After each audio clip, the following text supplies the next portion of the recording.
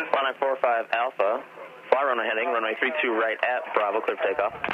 Fly runway heading, runway 32 right at Bravo, clear for takeoff, Atlanta 45 Alpha.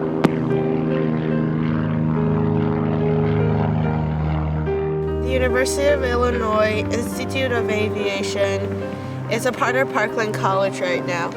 It was founded in 1946, and it is located at the university-owned and operated Willard Airport in Savoy, Illinois. If we're doing cross-country, we need to do cross-country planning. We need to figure out the route of flight, and then the obstacles, the terrain, the restrictions along the flight. And then firstly, we need to figure out all the fixed things on the map.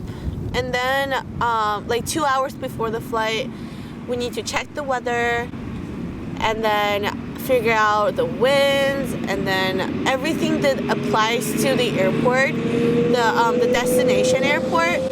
And then we need to file the flight plan so that if we didn't get to the airport and close the flight plan within a certain amount of time, the Federal Aviation Administration would just send people, like search and rescue people, to come and find you. So it's just like a safety precaution.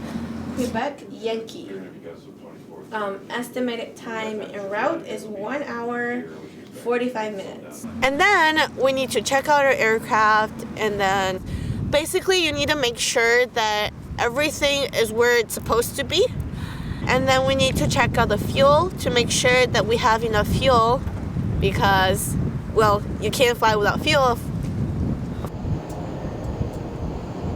When you think about it on the ground, when you're trying to taxi, one does not control how you turn on the ground, but these two actually controls if you're turning left or right.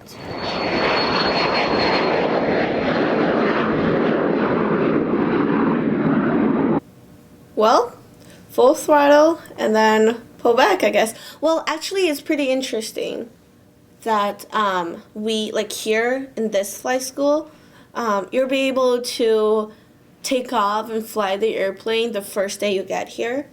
You don't need to take like a lot of like dull and boring ground school lessons before you actually get into the airplane. So those two parts are like integrated. So it was pretty scary when I first, like my first time ever in an airplane, and my instructor, she was like, okay, well, we're on the runway now. Well, you can go ahead and take off. And I'm like, okay, I can do that.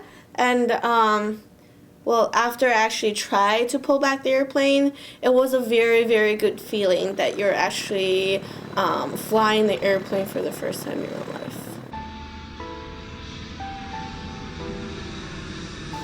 I don't think so. Like, airplane is a physically well-developed air tunnel. So it inherently want to fly itself. So basically there's a pressure difference between the wings. So physically speaking, that an airplane wants to stay in the sky itself. So when you see a lot of like crashes and a lot of stuff, and we call it like a chain of events. It's always one thing led to another. Like the pilot didn't sleep well last night, so he missed a checklist, so he didn't see that this instrument isn't working, and then he thought that it was working, so he was trusting the instrument, and the plane crashed. Well, actually, when you're actually in the sky, it's kind of a freedom. And I think what's more important is the accomplishment because I felt really accomplished when I was able to fly a 6-hour cross country all the way like to Tennessee and Kentucky without a GPS. I can navigate entirely with map and all the equipment that I have on board.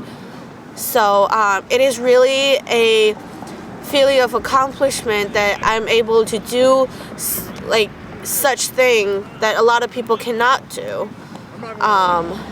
that I'm not relying on the modern technology, which means I'm able to safely fly the plane no matter what happens. For example, what if the GPS failed or there's a satellite that stopped working? Well, you need to be able to navigate even though you don't have those equipments.